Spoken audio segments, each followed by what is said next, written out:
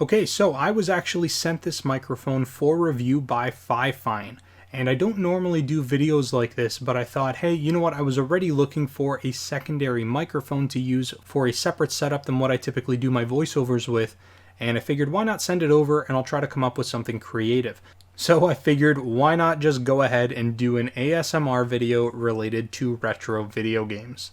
Now that's what we're going to do in this video, but first we're going to go ahead and get this thing out of the box and I'll show you guys how to get it assembled. Now this kit is actually really neat because it comes with everything that you're going to need for a desktop setup. And in terms of its price, it's really inexpensive. We're talking $50 for everything that you guys are going to see in this video. Now that being said, first thing that we're going to have inside of the box is going to be our instruction manual. Now this is the model T669 and it's going to give us all the information that we need to get set up on either a Windows machine or an Apple machine. And I know that's not a huge deal because most mics are compatible, but it is good to know. The next thing that we have in the box is just one of those inserts that has all of their social media and contact information as well as their website. Next, this kit actually comes with two different types of pop filters. The first one is going to be an adjustable pop filter like you guys are seeing on screen right now. And the second filter is just a foam cover that goes on the microphone itself. And I will show you guys that when we get farther into the unboxing. Additionally, they do provide a few extra pieces of hardware, and specifically we are talking about the shock mount springs, or I guess the elastics that would be used to hold the shock mount in place. These things can come loose and you can lose them, so it is nice that they do add a few extra in the box. So the first thing that we're going to take a peek at is the microphone itself, and I do got to say it is quite small. I was actually impressed to see that they do have a volume dial right on the front, so you can kind of adjust your gain if you need to right on the fly without having to mess around with any of your computer settings. So that is nice to see.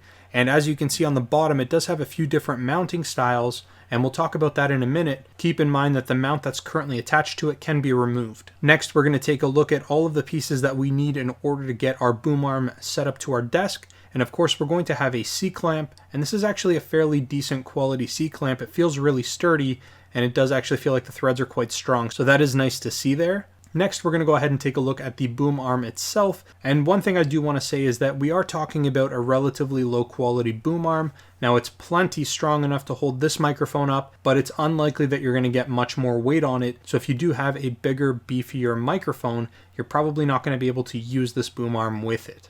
Now I did mention that we do get a shock mount, which is nice, and that's just going to essentially reduce the vibrations from the desktop and traveling up the boom arm, so you get a little bit better audio quality. And as I mentioned earlier, we do have a couple different mounting styles. Obviously the first one is to mount this microphone to a desktop boom arm, but we also do get a small tripod stand included. So if you don't have the space or you just don't want to use a boom arm, you do have a secondary option that's a lot more portable. And then the last things that we're going to talk about is that secondary pop filter that I mentioned. Now this is more of a windscreen cap. It just kind of slides right onto the microphone itself, and it does work quite well. Now it is just thin foam, so you're going to get the best results by using both the windscreen cap as well as the pop filter. And then the only other thing left is the USB cable that's included. It's actually quite long, which is nice, so you really don't have to worry about it reaching your computer or getting it plugged in. It should reach anywhere you set it up, as long as you aren't in the next room. Now in terms of assembly, it's really simple. We're going to go ahead and attach the C-clamp to our desk.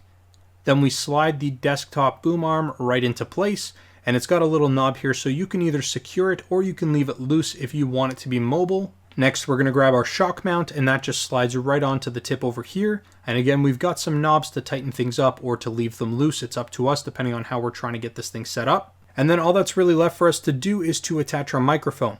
Now we do have to take off the threaded metal ring along the bottom of the microphone and remove the pivot mount in order for it to be secured to the shock mount. It's really simple, just remove that metal ring and then the pivot mount will drop out, and then you can go ahead and slide this into the shock mount and re-secure it. Now in terms of that large pop filter, that just gets attached pretty much anywhere you want along the desktop boom arm, and then it's very flexible, so you can kind of mold it and change the position of it as you please. Now with all of this out of the way, I don't want to spend a ton of time doing a review on the microphone. You guys can hear it yourself. Now what I am going to do is compare this to a much more expensive microphone that I've got. Obviously what you are listening to right now is me speaking on the FiFine microphone. And now what you're listening to is me speaking on my Blue Yeti microphone. Now, as you can see with the Blue Yeti, it's a little bit more clear and it's got a little bit more depth in terms of the audio quality, but we're talking about a $50 microphone setup, not a $150 microphone on its own. You can't expect it to be as amazing as that, but this is actually pretty good as an entry-level microphone if you're getting into live streaming or things like that. Now, with all of this out of the way, let's go ahead and get into what you guys came here for, some retro video game ASMR. Okay guys, so I guess this is how ASMR works. As awkward as this is, I'm doing this for you.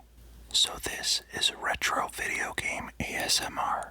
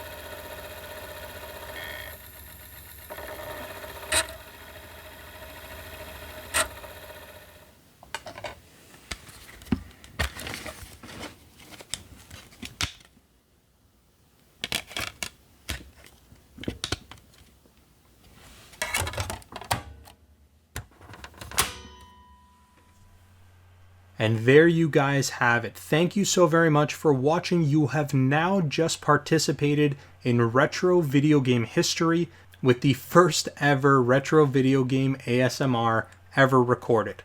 Not that I think anybody really wanted it or anybody would ever ask for it again. It's there for you from me. But that's pretty much all I've got. If you guys have any interest in a microphone like this, I will leave some links in the description down below, and you guys can go ahead and check it out. Like I said, it's not a terrible microphone. It's great as an introductory microphone for live streaming or things like that.